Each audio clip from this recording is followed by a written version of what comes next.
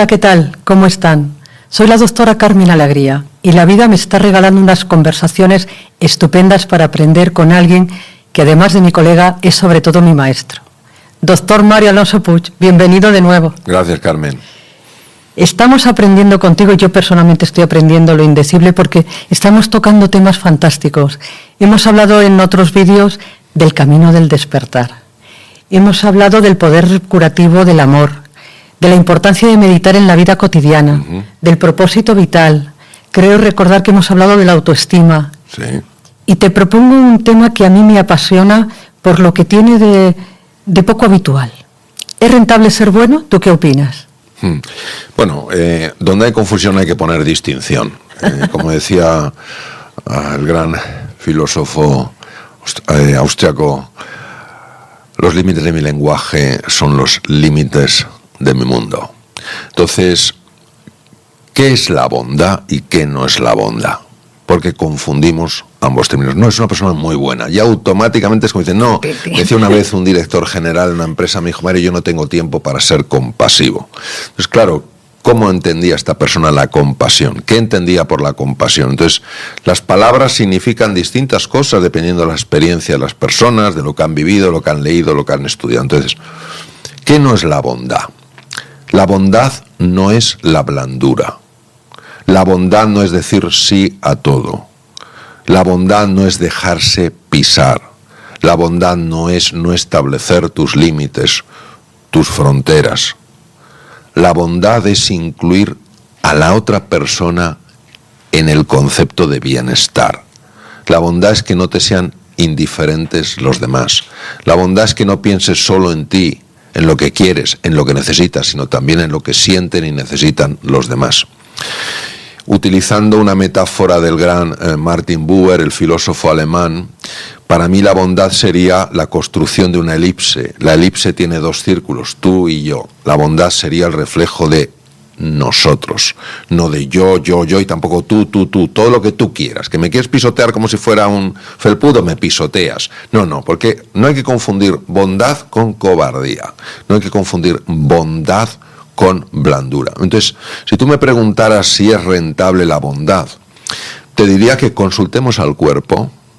¿Qué nos dice el cuerpo? Y el cuerpo nos dice que sí, que cuando tú sientes que le importas a alguien, el cuerpo mejora, que cuando tú sientes que los demás te escuchan con interés, el cuerpo mejora, que cuando tú sientes que no eres indiferente para otras personas, el cuerpo mejora. Ya hemos visto, liberación de oxitocina, se alargan los telómeros porque aumentan las cifras de telomerasa, es un predictor de la longevidad, etc. Entonces, desde el punto de vista físico, es rentable.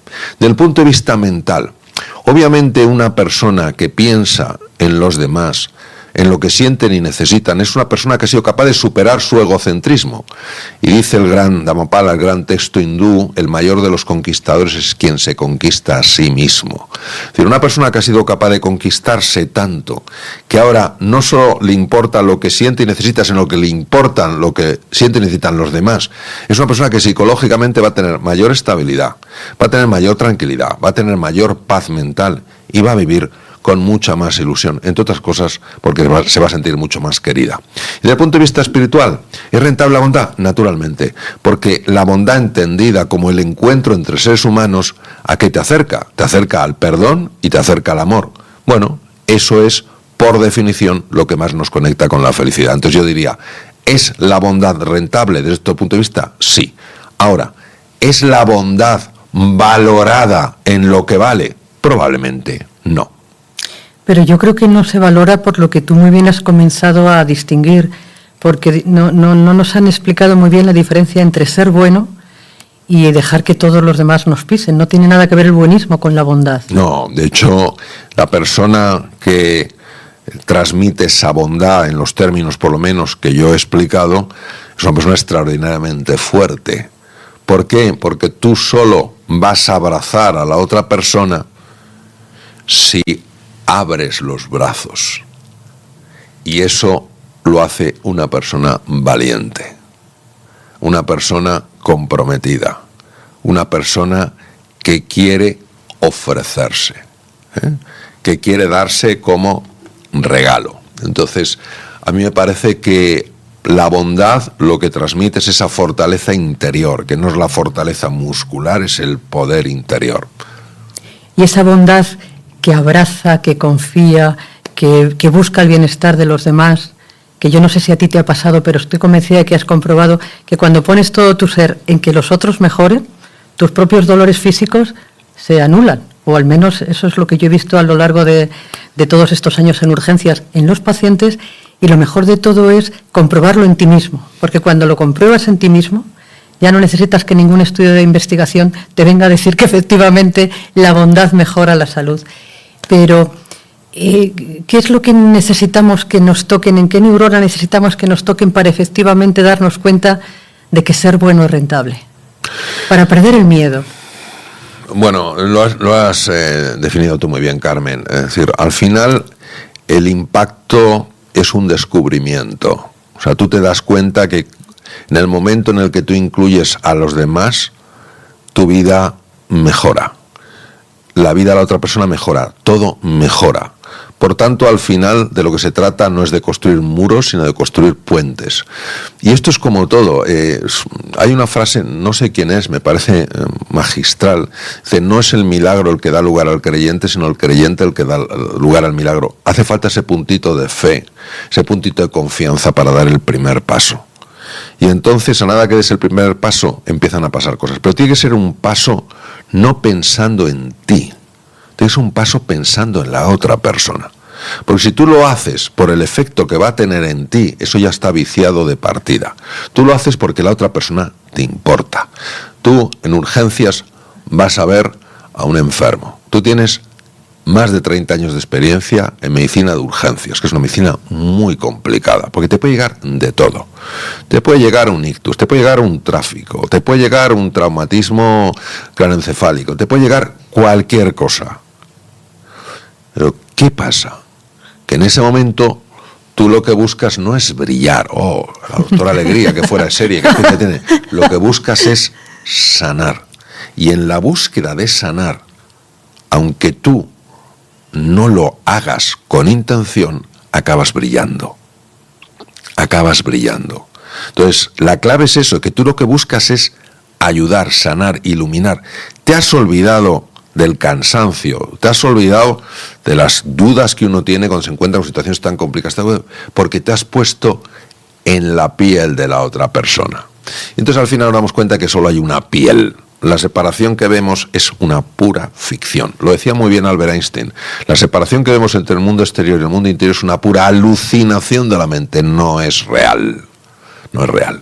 Hablando de separaciones, ¿tú crees que es posible separar la vida por capítulos y ser bueno, por ejemplo, en tu vida personal y no ser bueno en la profesional o en la vida social? ¿O es obligatorio que seamos buenos en todos los campos de la vida? Bueno, la palabra obligación es una palabra compleja y yo casi buscaría otra. Sí es cierto que hay personas que pueden ser, por ejemplo, muy afables en el trabajo y muy duros con la familia. O pueden ser más duros en el trabajo y más afables con la familia. Esto, por ejemplo, produjo una enorme sorpresa en los juicios de Nuremberg después de la Segunda Guerra Mundial, cuando fueron a los tribunales algunos de los miembros de las SS que habían hecho verdaderas barbaridades. Y sin embargo, resulta que eran padres cariñosísimos, maridos y mujeres súper encantadores en su familia, y no se entendía. Entonces, no hemos de confundir lo que es la persona con el personaje. El personaje puede ser muy cruel en un sitio y puede ser muy afable en otro, pero eso no es la bondad. La bondad tiene que ver con la persona. Y una persona que valore de verdad a un ser humano, en todo lo que haga, lo irradiará. Habrá veces que no le saldrá bien, pero su disposición es que le salga bien. Esa que le salga bien. Entonces dirá, hoy no me sale bien, lo volveré a hacer. Pero no corta en compartimentos estancos. Eso lo puede hacer el personaje. Lo que no lo puede hacer es la persona. ese personaje en el que tú describes tan estupendamente en el camino del despertar. ¿Qué ocurre? ¿Qué es lo que tenemos que hacer para abrazar la bondad desde la confianza de que es el único camino, el válido? Como decía Howard Gardner, creo que era el que decía, no se puede ser buen profesional si no eres una buena persona. ¿Qué tenemos que hacer? ¿Qué neuronas se nos tienen que interconectar en nuestro cerebro para efectivamente empezar a quitarnos el miedo, a quitarnos las capas y decir, me lanzo al mundo desde la bondad, desde el abrazo, desde la confianza, desde ole, ole, ole, que merece la pena ser bueno? Mira, yo creo que el conocimiento no es la solución, es muy importante para encontrar la solución. Es decir, entender muy bien qué es la bondad, que de alguna manera estamos con mayor o menor acierto compartiéndolo. Entender lo que es la bondad, entender lo que es la compasión. Es decir, desligarlo de ideas que tenemos prefijadas, de etiquetas que hemos puesto, que consideramos que representan la realidad, es un primer paso. Y el segundo paso es ponerte a explorar.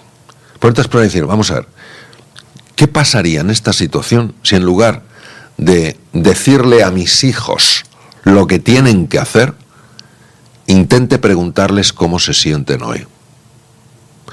¿Qué dificultades han tenido? ¿Qué oportunidades han visto? ¿Qué pasaría? ¿Qué pasaría si en lugar de ir a la compra a comprarme un kilo de cebollas, me interesara un poco hablando con esa persona que está en el sitio de la frutería, donde sea? ¿Qué tal está? ¿Cómo está? No sé qué, tiene mucho trabajo. Es decir, ¿qué pasaría si incluyera a la otra persona en la ecuación? Y entonces me daría cuenta de que al final esas cebollas están más ricas. Me daría cuenta de que a lo mejor ese es el momento más feliz que ha tenido esa persona a lo largo del día. Y resulta que me daría cuenta también de que ese momento en el que he comprado cebollas se ha convertido en imborrable. Mira la de veces que he comprado cebollas, pero me acuerdo de esta. Fíjate, yo he echado gasolina, lógicamente, muchos años a lo largo de la vida. Están miles de gasolineras. Nunca olvidaré a dos personas en dos gasolineras, una viniendo de Teruel y la otra de Valladolid.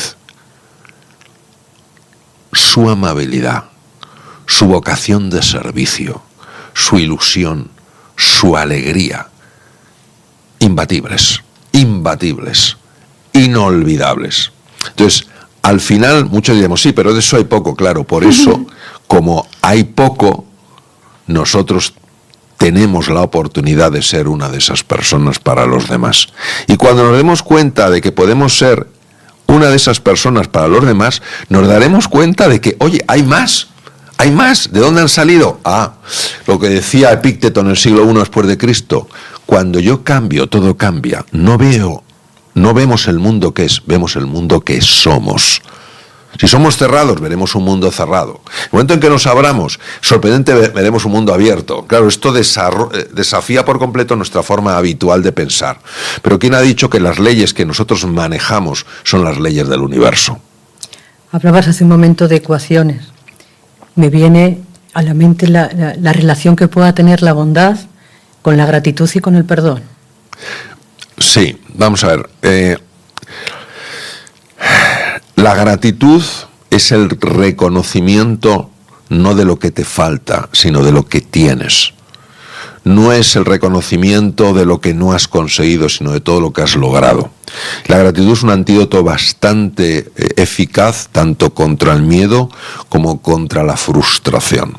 Y además se ha demostrado, sobre todo por la clínica Mayo en Rochester, Minnesota, que la gratitud mejora el funcionamiento del sistema cardiovascular y del sistema endocrino.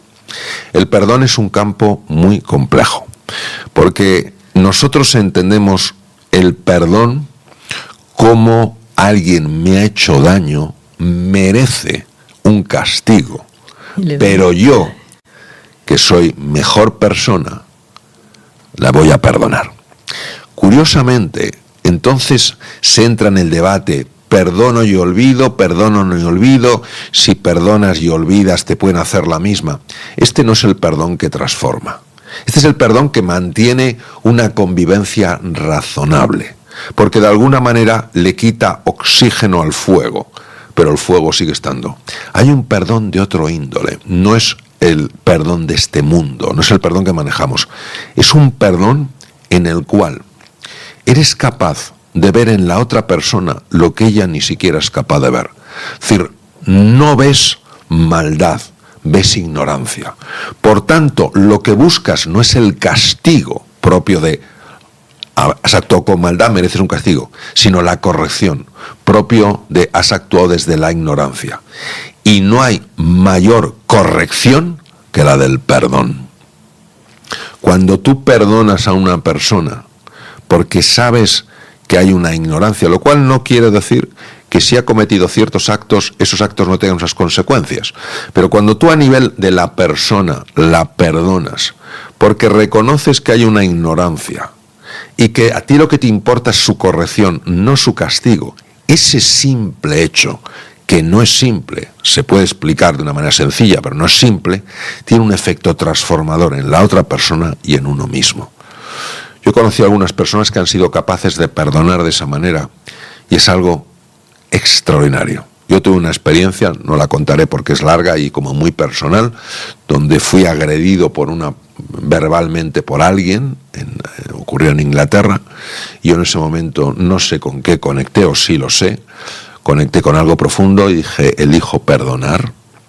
Se me fue toda la ira, se me fue toda la rabia, el cuerpo se relajó, experimenté una paz increíble y pude ver la transformación en la persona que tenía delante. Toda la ira que reflejaba su rostro se desvaneció y lo que vi fue un rostro lleno de tristeza. Algo había sucedido. Yo salí muy tocado de aquella experiencia. Claro, es que te escucho y me vienen también un montón de recuerdos porque es sencillo encontrar recuerdos en nuestra vida cotidiana de momentos en los que tuvimos que elegir entre perdonar o no perdonar y lo complicado que es decir perdono. Sí. Y hay una frase que todavía va un poco más allá, que no recuerdo el autor, pero me ha venido a la mente mientras te escuchaba, que dice algo así como cuando tengas que elegir entre la justicia y la misericordia, elige la misericordia. Sí. Yo creo que esa es la expresión máxima de la bondad y del perdón. ¿Dónde te inspiras tú para conectar con ese ser tuyo superior que te hace tener en ese momento la capacidad de responder y no de reaccionar, que es lo que solemos hacer todos? Bueno, para esa conexión a veces yo pongo mucha resistencia. Y como pongo mucha resistencia, consciente o inconsciente, no siempre me salen las cosas como me gustaría que me salieran, ¿no? Cuando me salen es porque en un momento determinado practico lo que se llama la rendición, el surrender. La rendición no es el rendirse en una batalla, es el rendirse a un universo que es capaz de ver lo que yo soy incapaz de ver y es capaz de hacer a través mío lo que yo por mí mismo en ese momento soy incapaz de hacer. Entonces, cuando tengo esa disposición a dejarme enseñar, a dejarme guiar, lo que sale a través de mí y entonces tiene ese poder transformador en las dos personas, ¿no? Entonces, muchas veces es sobre todo el reconocer hasta qué punto lo que veo también lo estoy proyectando, el reconocer que no conozco la realidad de una persona, no sé por lo que está pasando una persona, por tanto no puedo juzgar porque no conozco. Y en tercer lugar, y a mí esto me ha sido una enorme utilidad, esa disposición de pedir ayuda, pedir ayuda, oriéntame, guíame. Hay personas que a lo que piden ayuda le llamarán el misterio, otras le llamarán campo acásico, otras vida en mayúscula, yo le llamo Dios, ¿no? Porque para mí representa la máxima sabiduría y el amor incondicional. O sea, no es el juez ahí que está esperando para ver si meter la pata para darte en la cabeza, sino todo lo contrario. Entonces, a mí desde luego me ha ayudado en situaciones complejas a tener esa calma, esa serenidad y esa alegría que de otra manera hubiera sido desde un punto de vista humano totalmente imposible. En tu libro El camino del despertar, cuando hablas de ir pasando umbrales, yo he entendido, corrígeme si no lo he entendido bien, porque cada uno entiende las palabras, claro, lógico, como le vienen en ese momento, bueno, ¿no? Eso, que cada uno me viene útil a mi vida y me viene así. Con el libro, claro. Pero en este momento de mi vida, que lo he leído hace poquito, porque ha salido hace poquito, sí, he entendido que el umbral tercero es como conectar con lo divino, sí, ¿no? Ahora que hablabas tú de Dios. A mí también me gusta la palabra Dios porque me parece que sirve para cualquier religión. creo que era el Dalai Lama que decía, la verdadera religión es tener un corazón bueno. Entonces, ¿tú crees que traspasando ese tercer umbral, que yo todavía estoy en el primero, pero espero y confío en algún momento poder llegar a umbrales más avanzados, ¿tú crees que ese tercer umbral, esa conexión con Dios, no es otra cosa que tu parte también, tu chispa divina? Sí, por supuesto, por supuesto. Es decir, la palabra Dios, como la estamos entendiendo, es una palabra que abraza a todo el mundo y no desprecia a nadie, que nunca utilizará la violencia para intentar transmitir sus ideas, cuya única fuerza será la fuerza del amor y del perdón. Y fuera de esto podemos usar el nombre de Dios, pero lo estamos usando en vano, lo estamos usando mal, lo estamos usando a nuestra medida para nuestros propósitos. Por eso en el fondo es lo que a una persona le mueva, si es universo, es vida, lo que sea. Entonces, se me ha olvidado tu pregunta, Carmen. Me he puesto que hablabas de Dios, sí. Y que si cuando hablas de Dios en el tercer umbral, sí. Cuando seamos capaces de llegar a ese tercer umbral y que la nuestro guerrero sí, se convierta en mago. Vamos a ver, esto es muy fácil de entender con otra metáfora. El sol es el sol y del sol emergen los rayos. Cada rayo es un rayo de sol, es un rayo de luz. El rayo no ha creado el sol ha creado el rayo, y sin embargo el sol y el rayo comparten la misma naturaleza. Entonces, cuando una persona se reconoce como un rayo de luz, un rayo de sol, obviamente puede disfrutar de lo mismo que disfruta el propio sol, una creatividad, una capacidad de transformación, de sanación extraordinaria, y que vean los demás rayos de luz que se han olvidado de que son rayos de luz. Entonces, naturalmente que sí, cuando uno cruza el tercer umbral es el reconocimiento de tu linaje divino, es el reconocimiento de que eres un rayo de luz, no eres una nube oscura. Tienes nubes oscuras, pero la realidad que eres, sol, puede ser tapada, lo que no puede ser es negada. Entonces, en ese momento es cuando se produce el despertar. Ese despertar puede tener varias formas. En Japón llaman Kensho o Satori. Kensho son momentos de despertar. Satori es cuando una persona está ya ahí. Entonces, todos tenemos momentos de despertar, los has tenido tú, los has tenido nuestros amigos que nos están viendo ahora, los he tenido yo, hemos tenido esos momentos de Kensho, donde realmente te das cuenta de esto. Muy pocas personas han alcanzado Satori. Y generalmente quien dice que está en Satori no lo está. Porque el que está no dice nada. Porque el que está no dice que está en Satori. El que dice que está en Satori. ¿Sabes? Entonces, en ese sentido, eso es una realidad incuestionable. Y cuando uno lo ha vivido, no puede negarlo.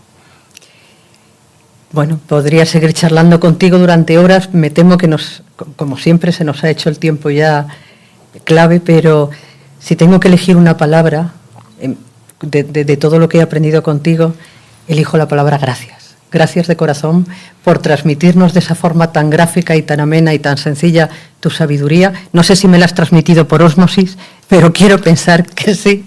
Y gracias por ser como eres. Y hasta siempre. Bueno, gracias a ti, Carmen. Yo, sabiduría poca.